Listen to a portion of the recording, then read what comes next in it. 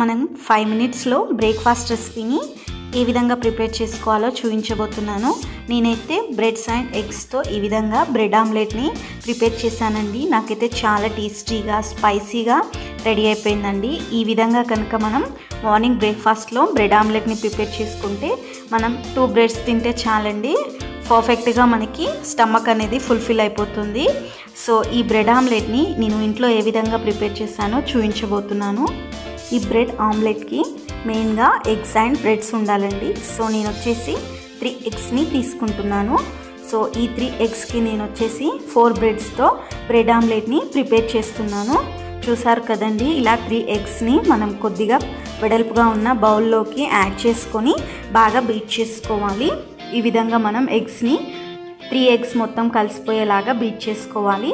ఇలా బీట్ చేసుకున్న ఈ ఎగ్స్లోకి ఇప్పుడు ముందుగానే నేను మీడియం సైజ్ ఆనియన్ని సన్నగా కట్ చేసి పెట్టుకున్నాను.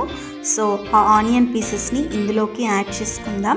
అలాగే మీడియం సైజ్ 2 పచ్చిమిర్చిని సన్నగా కట్ చేసి పెట్టుకున్నాను. సో ఆ పచ్చిమిర్చి ముక్కల్ని కూడా ఇందులోకి యాడ్ చేసుకొని బాగా మిక్స్ చేసుకుందాం. ఆనియన్స్ అండ్ పచ్చిమిర్చి మొత్తం ఎగ్స్లో కలిసిపోయేలాగా ఈ విధంగా మనం బాగా బీట్ చేసుకోవాలి. ఎగ్స్ని ఈ విధంగా బీట్ చేసుకున్న తర్వాత నేను ఈ బ్రెడ్ ఆమ్లెట్ని కొద్దిగా స్పైసీగా చేస్తున్నాను. సో అందుకోసం 1/2 టీ స్పూన్ చిల్లీ ఫ్లేక్స్, అలాగే టేస్ట్కు తగినట్టు సాల్ట్ నేను వచ్చేసి 1/2 టీ స్పూన్ తీసుకున్నాను. అలాగే 1/2 టీ స్పూన్ మిరియాల పొడిని యాడ్ చేసుకున్నాను. సో వీటన్నిటిని యాడ్ చేసుకొని ఎగ్స్లో అంతా కలిసిపోయేలాగా బాగా బీట్ చేసుకోవాలి. సో ఈ విధంగా బీట్ చేసుకున్న ఈ ఎగ్స్ ఉన్న బౌల్ని ఇప్పుడు మనం పక్కకు పెట్టుకుందాం. ఈ బ్రెడ్ ఆమ్లెట్ని ప్రిపేర్ చేయడానికి నేను దోస పెనాన్ని యూస్ చేస్తున్నాను. సో ఈ దోస పెనాన్ని ఇప్పుడు స్టవ్ పై పెట్టుకొని మీడియం ఫ్లేమ్లో హీట్ చేసుకోవాలి. పెనం హీట్ అయ్యేలోపు ముందుగా మనం ప్రిపేర్ చేసుకున్న ఈ ఎగ్స్లోకి 1 by 1 బ్రెడ్ని డిప్ చేస్తూ కోట్ చేసుకోవాలి. మనకి పాసిబుల్ అయినంత వరకు బ్రెడ్కి ఈ ఎగ్ అండ్ ఆనియన్స్ పచ్చిమిర్చి అన్నీ పట్టేలాగా కోట్ చేసుకోవాలి.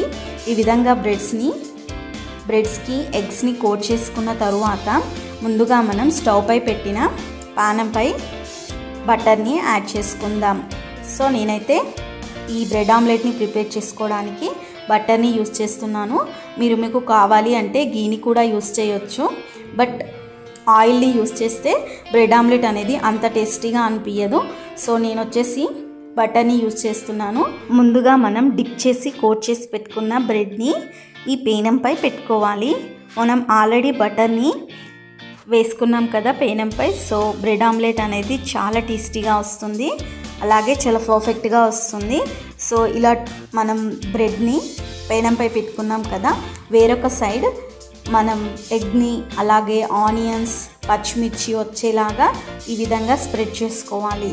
ఇలా స్ప్రెడ్ చేసుకున్న తరువాత మనం ఈ బ్రెడ్ని మీడియం ఫ్లేమ్లో ఒక 1 మినిట్ కుక్ చేసుకొని సెకండ్ సైడ్కి టర్న్ చేసుకుంటే సరే, మనకి బ్రెడ్ ఆమ్లెట్ అనేది పర్ఫెక్ట్గా వస్తుంది. సో నేను ఈ సెకండ్ సైడ్ కూడా కొద్దిగా బటర్ని యాడ్ చేసుకుంటున్నాను.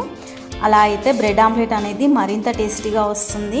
ఇఫ్ మీకు కావాలి అంటే యాడ్ చేసుకోండి, లేదా స్కిప్ చేసేయండి.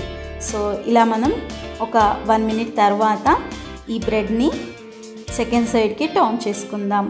సో చూసారు కదండి, బ్రెడ్ మనకి ఎంత పర్ఫెక్ట్గా కుక్ అయిపోయిందో ఈ ఆమ్లెట్ బ్రెడ్పై. సో ఇంతే అండి, మనం ఈ విధంగా బేక్ చేసుకుంటే బ్రెడ్ ఆమ్లెట్ అనేది చాలా పర్ఫెక్ట్గా ఇంట్లోనే మనకి బయట స్ట్రీట్ స్టైల్ అలాగే రెస్టారెంట్ స్టైల్లో దొరికే విధంగానే రెడీ అయిపోతుంది. సో ఈ విధంగా 2 సైడ్స్ ఈవెన్గా బ్రెడ్ ఆమ్లెట్ని కుక్ చేసుకున్న తరువాత ఈ బ్రెడ్ ఆమ్లెట్ని ఇప్పుడు ఒక ప్లేట్లోకి సర్వ్ చేసుకుంటే బ్రెడ్ ఆమ్లెట్ అనేది మనకి ఎంతో టేస్టీగా రెడీ అయిపోతుంది. ఇలాగే మనం మిగిలిన బ్రెడ్స్తో బ్రెడ్ ఆమ్లెట్ని ప్రిపేర్ చేసుకుందాం. నేను ఇంకొక బ్రెడ్ని మీకు బ్రెడ్ ఆమ్లెట్ చేసి చూపిస్తాను చూడండి. ఇలా మనం బ్రెడ్ని ఎగ్లో డిప్ చేసి కోట్ చేసుకున్న తరువాత దోస పెనంపై బటర్ని యాడ్ చేసుకొని ఈ బటర్ని మనం స్ప్రెడ్ చేసుకోవాలి. ఇలా స్ప్రెడ్ చేసుకున్న తరువాత ముందుగా మనం డిప్ చేసి కోట్ చేసుకున్న బ్రెడ్ని ఈ బటర్పై యాడ్ చేసుకోవాలి. సో ఇలా మనం మీడియం ఫ్లేమ్లో 1 minute or half minute depends on మీ దోస పెనంని బట్టి ఈ బ్రెడ్ని బేక్ చేసుకోండి. సో ఈ విధంగా మీరు బ్రెడ్ ఆమ్లెట్ని మార్నింగ్ బ్రేక్ఫాస్ట్లోకి ఆర్ స్నాక్ టైంలో ప్రిపేర్ చేసుకుంటే చాలా టేస్టీగా ఉంటుంది. చాలా ఎంజాయ్ చేస్తూ తింటారు. ఇలా స్పైసీగా చేసుకుంటేనే బ్రెడ్ ఆమ్లెట్ అనేది చాలా టేస్టీగా ఉంటుంది. మా ఇంట్లో అయితే నచ్చేసింది అందరికీ. సో ఐ హోప్ మీకు కూడా ఈ బ్రెడ్ ఆమ్లెట్ రెసిపీ నచ్చుతుంది అనుకుంటున్నాను. ఇలా ప్రిపేర్ చేసిన ఈ బ్రెడ్ ఆమ్లెట్ని పిల్లల నుంచి పెద్దల వరకు అందరూ ఎంతో ఇష్టంతో తింటారు. సో పిల్లలు మనకి బ్రేక్ఫాస్ట్ తినకుండా స్కిప్ చేస్తూ ఉంటారు కదా, వాళ్ళకి ఈ విధంగా మీరు రెసిపీస్ని చేసి పెట్టండి, ఎంతో ఇష్టంతో తింటారు. డెఫినెట్గా మీరు కూడా ఈ విధంగా బ్రెడ్ ఆమ్లెట్ని ఇంట్లో ట్రై చేసి మీకు ఏ విధంగా వచ్చిందో నాకు కామెంట్ బాక్స్లో మెన్షన్ చేయండి. చూడండి, మనం ఈ విధంగా శాండ్విచ్ టైప్లో కట్ చేసుకొని ఈ బ్రెడ్ ఆమ్లెట్ని ఎంజాయ్ చేస్తూ తినొచ్చు.